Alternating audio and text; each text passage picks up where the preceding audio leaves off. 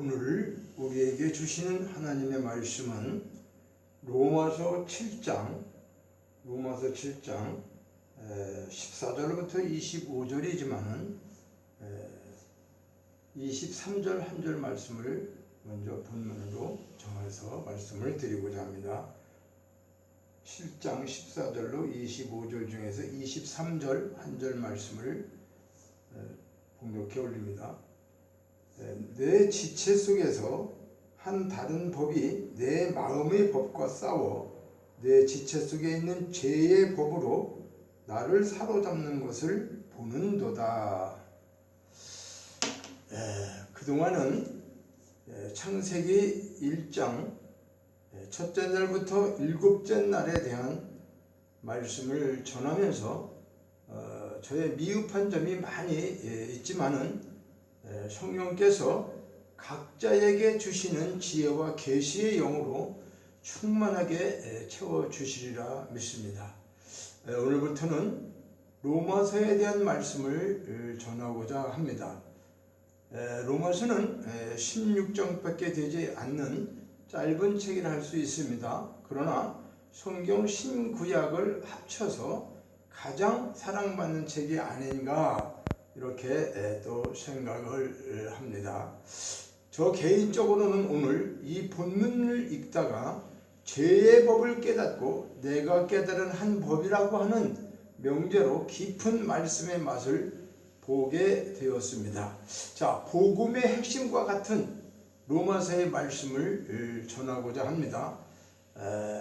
로마서 1장 1절부터 강해식으로 전하기 전에 7장과 8장을 먼저 결론처럼 전하고 이 사실을 기억하며 전체를 함께 살펴보고자 합니다. 그래서 오늘은 죄와 율법의 관계, 율법에서의 해방에 대한 말씀을 전하고자 하는데 본문에 보니까 세 가지 법이 등장하고 있습니다. 7장 23절에 첫째는 마음의 법이 나옵니다. 내 의식체계, 그렇죠? 마음의 법, 우리 사람 각자의 마음에 또 이것을 여러 가지로 신학적으로 말할 수 있지만은 겉사람 또 뭐 지정의, 혼적인 여러 가지 있는데 우리 어쨌든 사람의 마음의 법이 있고 두 번째는 죄의 법이 있다는 거죠.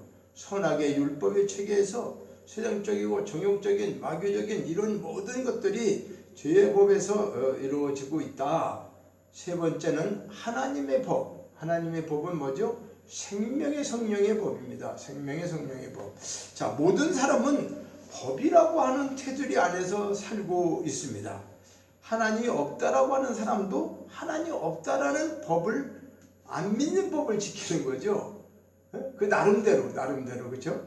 자기들이 그 정한 법. 그러니까 하나님을 믿는 사람은 하나님이 주시는 법이 있는데 우리는 태어나면서부터 어떤 규범 속에서 자라게 되어 있다고 하는 거죠.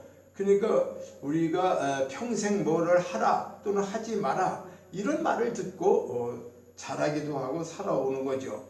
예를 들어서 뭐 학교에서 공부하는 것 중에서도 이것은 하고 저런 것은 하지 말아라 이렇게 또 하기 싫고 하지 말라고 하는 것은 왜 그렇게 하고 싶은지, 그죠? 하지 말라는 거예요. 하라는 공부는 하기가 싫어요.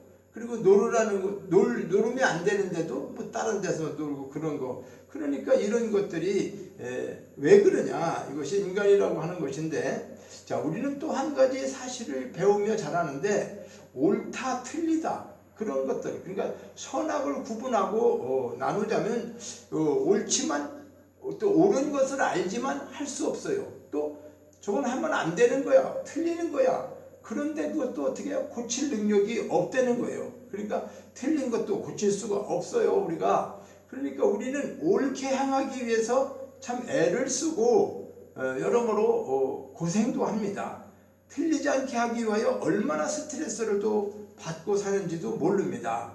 그래서 우리가 긴장하면서 조심하며 불안해하기 때문에 자유가 없기도 하는 거죠. 그러니까 늘 조마조마하게 나 이렇게 하면 틀리는데 이렇게 잘해야 되는데 너무나 이런 것들 때문에 여러 가지로 그런 현상이 생기는데, 자, 집에 가면 가훈이 또 있죠. 그렇죠? 학교에 가면 뭐 어떤 게 있어요? 교칙이라든가, 그렇죠? 예, 그리고 직장에 가면은 뭐 정관이나 또 사훈이라든가 뭐 하여튼 그래서 사법, 그 회사법, 또 나라에는 헌법, 이렇게 늘 어떤 틀 속에서 초조하게 살아가고 있지 않느냐. 그래서 물리적인 법칙보다 더 높은 법은 뭐 도덕적인 법이고 양심의 법이다. 그렇게 말할 수 있어요. 그런데 그 시대의 규범을 말하지만은 그 시대는 괜찮았지만 다음 시대에는 또 아닐 수도 있다는 거예요. 뭐냐면 뭐 법으로 우리가 도덕적인 법을 뭐 얘기했는데 과거에는 그 법이 참 좋았는데 지금 시대에 또 맞지 않는다 그런 거죠. 그러니까 그 법은 절대적이고 상대적인 것인데 상황과 시대에 따라서 기준이 달라지기도 한다는 겁니다. 그래서 도덕적이고 윤리적인 그 규범보다 더 높은 법은 사람의 법이 아니라 하나님의 법이라고 하는 사실입니다.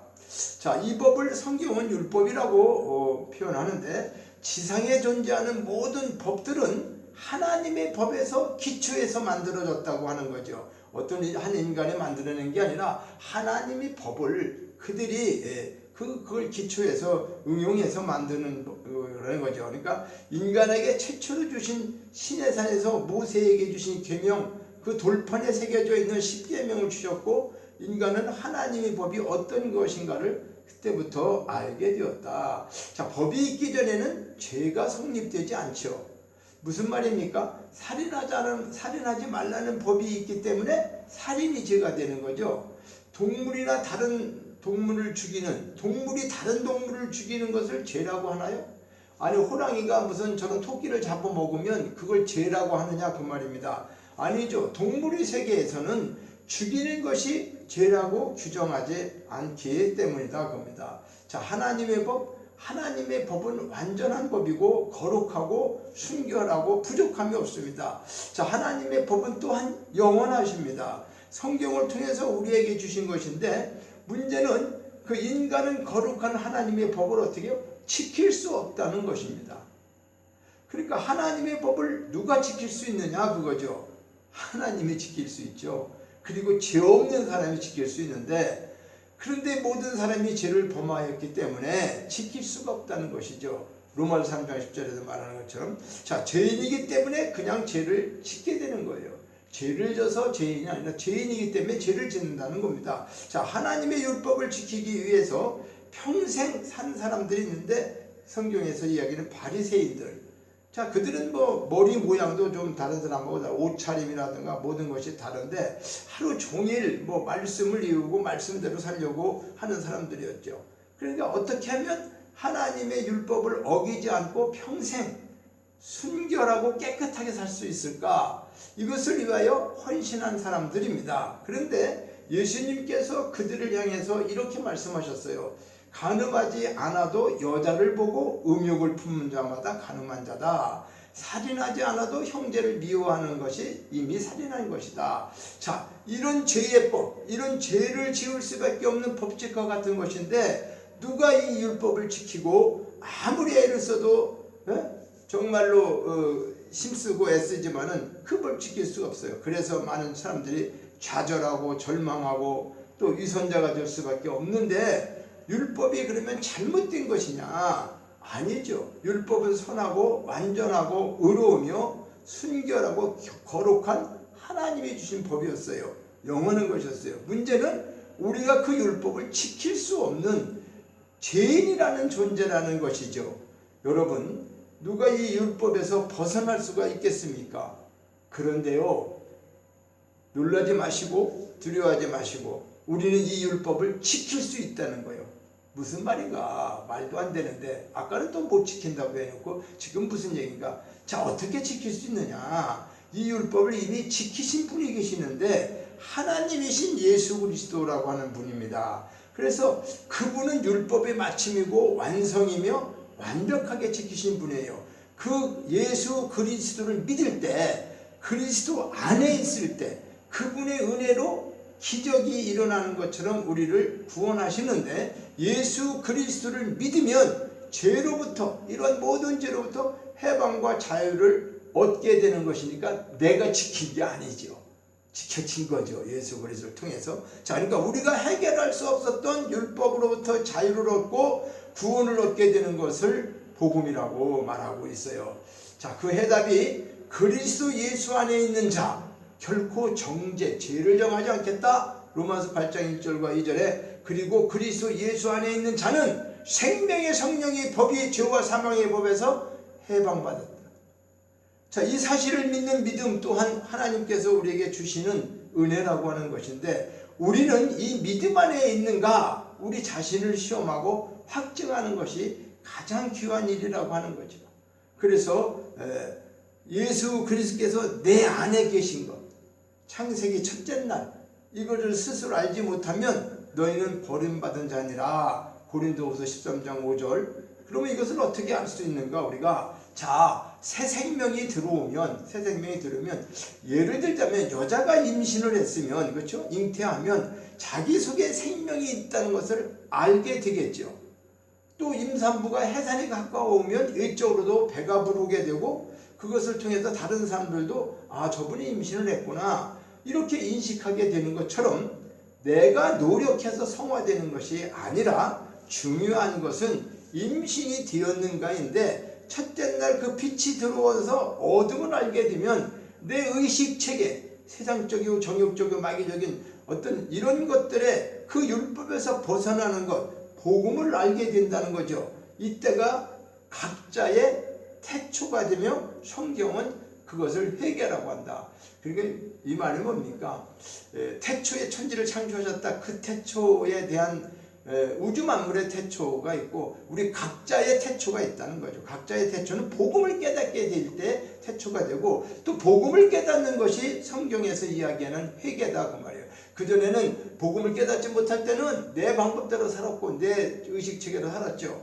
그런데 뭐 죄가 죄인지도 모르죠. 그런데 이제 나중에 그것을 깨닫게 되니까 내가 이런 죄인이었구나 라고 하는 것을 알게 돼서 그것이 성경이 얘기하는 회개다. 그래서 말씀을 통한 하나님의 법, 하나님의 의식체계로 내가 바뀌어져서 내가 예수 그리스도 안에 그분이 내 안에 하나가 될 때에 하나님을 드러내는 온전한 그릇으로 우리가 쓰임받는다고 하는 사실입니다. 자, 말씀을 짧게 말씀드리겠습니다. 겉사람과 속사람 두 가지의 본성이 있는데 죄의 법, 죄를 지을 수밖에 없는 존재. 그러니까 인간의 원래 모습이 창세기 1장 2절에 혼돈, 공허, 흑암이라고 그랬잖아요. 거기에 빛이 있으라고 그랬어요. 그러니까 빛과 불, 새 생명을 주신 예수 그리스도의 임재. 그러니까 창세기 첫째 날 사건, 우리 속사람 안에 예수 그리스도의 생명이 잉태된 심령은 율법의 체계 속에서 죄의 흑암을 알게 되어 성령의 기름 부으심으로 하나님의 의식 체계로 7날의 창조가 안식까지 이끌어간다. 그 창조 중에 7날 안식하셨다는 그 안식에까지 이끌어 가시는데 내가 율법을 지켜서 내 행위로 거룩함이 아니라 하나님께서 바꾸어 가신다는 것을 믿음에 이르게 한다. 우리의 노력이 아닌 새 생명의 성령의 법, 이 사실을 반드시 기억하시기를 축원합니다.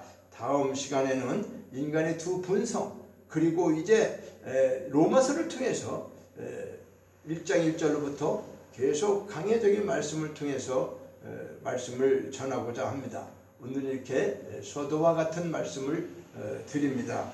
우리에게 가장 중요한 한 가지 법, 이런 법, 내가 깨달은 한 가지 법인데 내 지체 속에 다른 한 법이 내 마음의 법과 싸우고 또 속에 죄의 법, 또 하나님의 법, 이런 것들이 어떤 것인가를 말씀을 드렸습니다. 오늘 이 말씀을 통해서 우리가 앞으로 하나님께서 원하시는 하나님의 법이 어떤 것인가를 잘 깨달아가는 저와 여러분 되시기를 축원합니다. 감사합니다.